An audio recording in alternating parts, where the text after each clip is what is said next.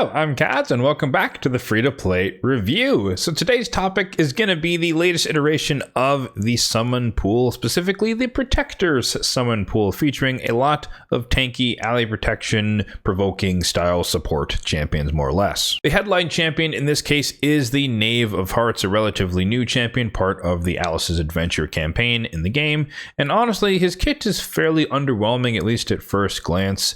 Some HP swapping going on, AoE attack that can steal some stuff and then provoke on the A1 single hitter. I don't know. It wasn't really blowing me away when I read it initially, and it's not really blowing me away now. So it's not that much of a pursuit, but nonetheless, he's the most likely outcome if you were to get a legendary from the summon pool. And speaking of the legendaries, you do have a decent amount of other supports, but honestly, it's not the best of the best, and this summon pool is relatively underwhelming across the board, more or less.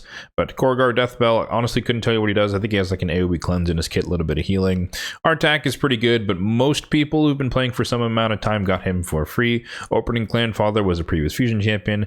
Bells the Reckoner was a relatively underwhelming guaranteed champion. I know I didn't go for it because I didn't really see the use case for his kit, but he's decent in Hydra, but I think he could be easily outdone or outperformed by an Ugo, which is not good in his regard. Bivald of the Thorn, a previous fragment summon champion, decent for Hydra as well, good for like a provoker, head of decay control champion. Krokmar, I think he's pretty decent in the Curse City. Mortu Macabre, pretty decent in Arena still, especially with the Marius meta that is very much going on right now. And then Snake Track is a very solid ally protection style champion, but again, most people aren't really in need of his kit. However, on the flip side, when it comes to the epics, there's a pretty good mix of like ultra support champions. Dude in the Runic is pretty good. Curse City, Faction Wars. You have a couple of Lanium Kage epics if you need those. Elisinia as well as Delaja. Taragi the Frog, really good, like starter clan boss team champion, Demon Lord clan boss team. Most Creator Monster, like your first spider comp champion. Husk, great for Hydra, great for a lot of different areas where you just need enemy max HP. Vrask is an excellent healer.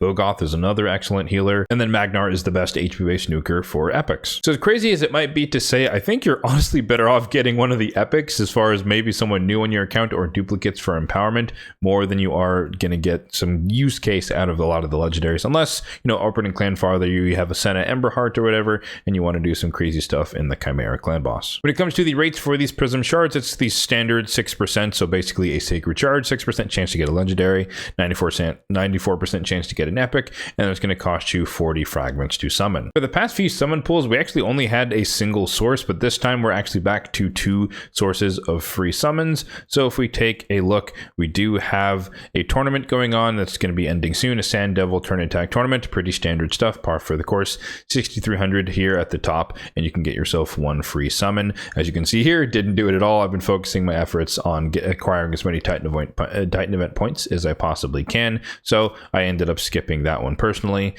And then you also have the opportunity to get it from the Soul Chase tournament that's also going on right now. Unfortunately, we just had like the boosted rates, the 5x, 6x perfect soul, or 2x on the 5-star, 6-star perfect souls fairly recently. So there's nothing else going on alongside this Soul Chase. So it's a lot less incentivized as far as pulling your soul stones. But nonetheless, if you really cared about some champions in this pool and you have some soul stones to burn, then of course you can try your luck and see if you can get all the way out to 1,000 points for another free air quotes summon. Now, because this summon pool ends in 3 days, you can actually take advantage of that fact by waiting to claim the fragments from each of the tournaments, just because they're going to expire like 6 days or so after the event or after the tournament actually ends. So if you truly aren't interested in trying your luck with one of these legendaries and or some of these epics, then you could just save your 1 to 2 free summons for the next summon pool. You can't save them forever, but they might be able to go towards the next summon pool, which you might be more interested in. So as you might have guessed by now, in my case, for both of the events, I'm just going to be skipping them. I'm not really that interested in this particular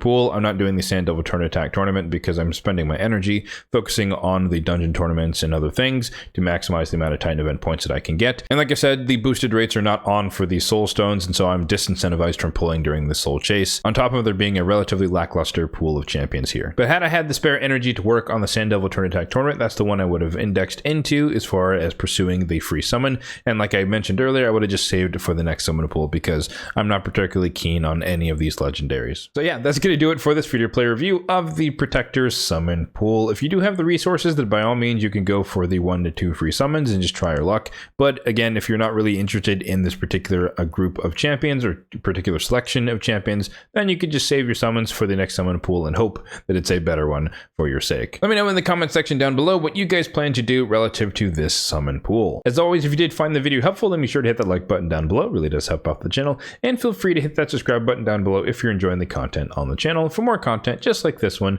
in the future. Thanks for watching and have a good one.